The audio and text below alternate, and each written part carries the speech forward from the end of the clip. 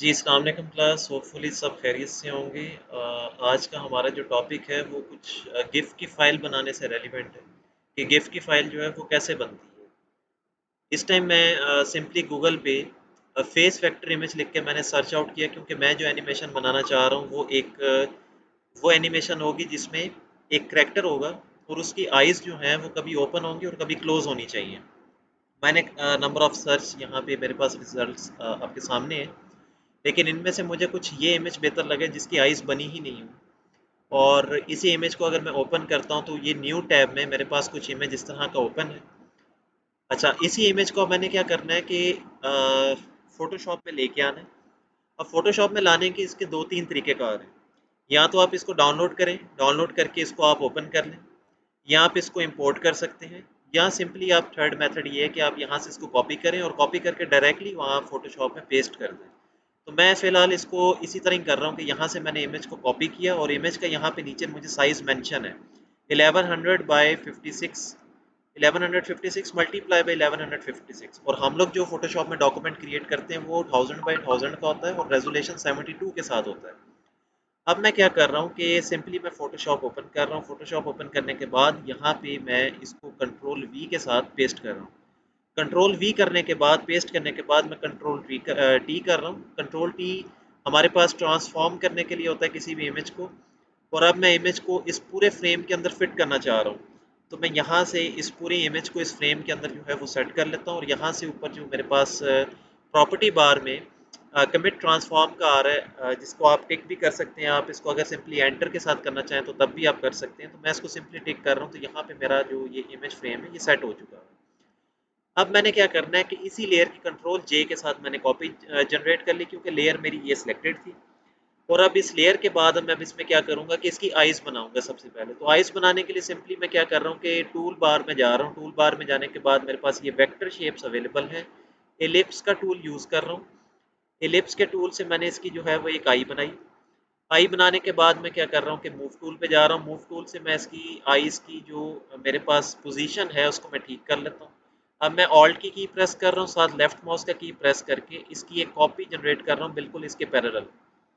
तो मेरे पास यहाँ पे जो है वो आइस बन चुकी हैं। अब मैं क्या करूँगा, मैं सिंपली यहाँ से देखूँगा लेयर को ऑफ करके, यहाँ से लेयर को ऑफ करके कोई फ़र्क पड़ रहा है नहीं पड़ रहा है, यहाँ से इनको ऑफ ऑन करके देखूँगा तो ऑब्वियस सी बात है मुझे कुछ एनिमेशन बनती नज़र आ रही है। लेकिन एनिमेशन आपकी इस तरह से नहीं बनेगी, इतनी आसान नहीं है एनिमेशन बनानी। आप क्या करेंगे कि आपने ये विंडोज़ में जाना है। विंडोज़ में जाने के बाद आपके पास ये नीचे ऑप्शन आएगा टाइमलाइन का। टाइमलाइन के ऑप्शन पे आपने क्लिक करना है। तो यहाँ पे मज़ीद आपको कुछ और अवेलेबिलिटीज़ मिलेंगी, जिस तरह कि आपने क्रिएट फ्रेम एनिमेशंस करनी है, और एक आपके पास आ रहा है क्रिएट वीडियो टाइमलाइन।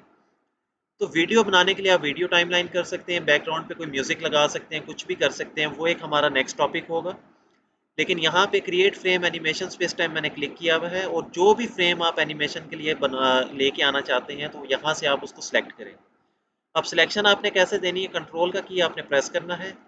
ये मैंने लेयर्स पहले सेलेक्ट करनी है और आखिर में मैंने ये वाली लेयर सेलेक्ट करनी है।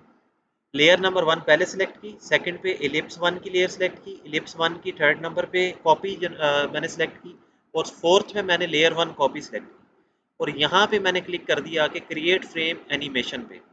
और इसी फ्रेम के मैंने आगे दो डुप्लीकेट कॉपीज ले लेनी है। इस टाइम जिसमें साइन पे हूँ ये डुप्लीकेट करता है जो भी फ्रेम आपने सेलेक्ट किया होगा। अब आप इस फ्रेम को देखो, इसको देखो और इसको देखो, तो यहाँ पे फ्रेम्स आपको ऑलमोस्ट सेम नज़र आ रहे हैं। ये भी फ्रेम आपको सेम नज़र आ रहा है, ये भी आपको सेम नज़र आ रहा है। क्यों नज़र आ रहा है? क्योंकि ऑब्वियस सी बात है आपने इसकी कॉपी जनरेट की है। आपने जब इसकी कॉपी जनरेट किया तो फ्रेम आपको सेम नज़र आएगा। अब यहाँ पे आके अगर आप इसकी आइज़ को क्लोज़ करते हैं, यहाँ पे इसकी आइज़ आपको विजिबल होंगी, यहाँ पे क्लोज़ हैं, यहाँ पे जो है वो आपको अगेन विजिबल होंगी। ये नीचे से आप इसका टाइमर सेट कर सकते हैं। टाइमर मैं स्टार्टिंग में लगाता हूँ 0.1 सेकंड का, सेकंड पे लगाता हूँ 0.5 सेकंड का, और थर्ड पे लगाता हूँ मैं टाइमर इसका 2.0 का। अब हम देखते हैं इसको फॉरएवर लूप लगा के। इस टाइम मैंने इसको फॉरएवर लूप लगाया है, ये कॉन्टीन्यूसली ब्लिंक करती रहेंगी चीज़। इसको मैं यहाँ से स्टार्ट कर रहा हूँ। अब स्टार्ट करने के बाद देखें जी ये आपके पास चलता जा रहा है। यहाँ पे टाइमर मेरे से बहुत ज़्यादा लग गया है। अब हम क्या करते हैं, इसको स्टॉप करते हैं। स्टॉप करने के बाद अगेन इसका टाइमर मैं 0.2 पे ले जाता हूँ और अब अगेन इसको मैं स्टार्ट करता हूँ। तो ये अब आपको देखें 0.1 से स्टार्ट हो रहा है, 0.5 का डिले ले रहा है, फिर 0.2 पे जाके एंड कर देता है। और अब ये फॉर एवर लूप लगा हुआ है, ये कॉन्टीन्यूसली चलती जाएगी चीज़। इसको मैं फ़िलहाल स्टॉप कर रहा हूँ। अब मैंने क्योंकि गिफ की फ़ाइल बनानी थी, एनिमेशन तो मैंने क्रिएट कर ली है, तो अब मैंने इसको गिफ की फ़ाइल बनानी है। तो गिफ की फ़ाइल मैं कैसे बना सकता हूँ? मैं यहाँ से फ़ाइल पे जाऊँगा, मेन्यू बार से एक्सपोर्ट में जाऊँगा। एक्सपोर्ट में जाने के बाद मैं लेके जाऊँगा इसको, क्योंकि एनिमेशन है, फ़ोटोशॉप का सॉफ्टवेयर है, ये आपके पास रास्टर बेस्ड सॉफ्टवेयर है और आप इसको किसी न किसी वेबसाइट के लिए कोई भी चीज़ बनानी हो, डिज़ाइन करनी हो, तो आप इसको यूज़ कर रहे होते हैं।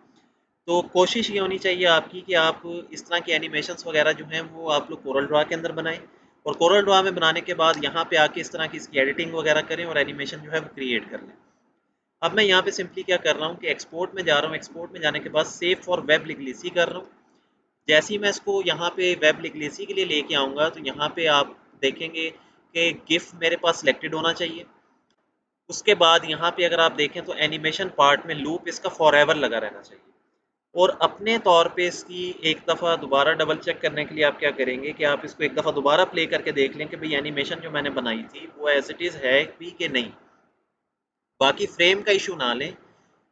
यहाँ पे अगर आपके पास इमेज कंप्लीट नहीं भी आता तो इमेज फिर भी जब आप सेव करेंगे तो इमेज आपके पास कंप्लीट ही आएगा। ये जस्ट आपको एक रफ ओवरव्यू दे रहा होता है। अगर फिर भी अगर आप उसको सही करना चाहते हैं तो ये आपके पास विड्थ है और ये आपके पास इमेज की हाइट है।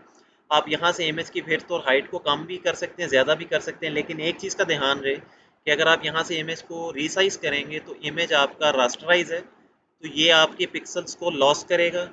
इमेज जो है वो आप अपनी क्वालिटी लूज़ करेगा। तो आपने क्या करना है, सिंपली इसको सेव पे लेके जाना है और अपनी लोकेशन बतानी है कि आपने इसको कहाँ सेव करवाना है। इस टाइम मैं इसको डेस्कटॉप पे सेव करवा रहा हूँ और एनिमेशन 3 के नाम से फाइल जो है वो मैं सेव कर रहा हूँ। एनिमेशन 3 के नाम से फाइल मैं सेव कर रहा हूँ डेस्कटॉप पे और इस टाइम मैंने अपनी फाइल जो है वो सेव कर ली है। अब मैं क्या करता हूँ कि फ़ोटोशॉप को मिनिमाइज़ करता हूँ, गूगल को मिनिमाइज़ करता हूँ और यहाँ पे देखूँगा एनिमेशन 3 के नाम से मेरे पास जो फ़ाइल पड़ी हुई है, अब मैं इसको ओपन कर रहा हूँ। तो जैसे ही मैंने फ़ाइल ओपन की तो यू कैन सी कि यहाँ पे देखें कि अब वो आइज़ इसकी ब्लिंक होती हुई आपको नज़र आ रही है और जो मेरी फ़ाइल का फ़ॉर्मेट है वो गिफ की फ़ाइल है। फिर भी अगर आपने अपनी फ़ाइल फ़ॉर्मेट को कंफ़र्म करना हो तो उसका तरीक़ेकार यही होता है कि आप यहाँ से जाएँ फ़ाइल के ऊपर और राइट क्लिक माउस प्रेस करने के बाद प्रॉपर्टीज़ में जाएँ। तो यहाँ पे आपको टाइप ऑफ फ़ाइल पता चल जाता है कि आपके पास ये गिफ की फ़ाइल है कि ये कौन-सी फ़ाइल फ़ॉर्मेट है।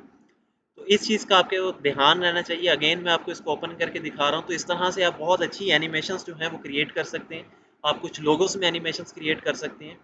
तो इस तरह से फ़ोटोशॉप में गिफ की फ़ाइल बनती है और फ़ोटोशॉप में वीडियोस भी बनती हैं, वीडियो फाइल्स भी बनती हैं, बहुत अच्छी-अच्छी एनिमेशंस वीडियोस बन सकती हैं।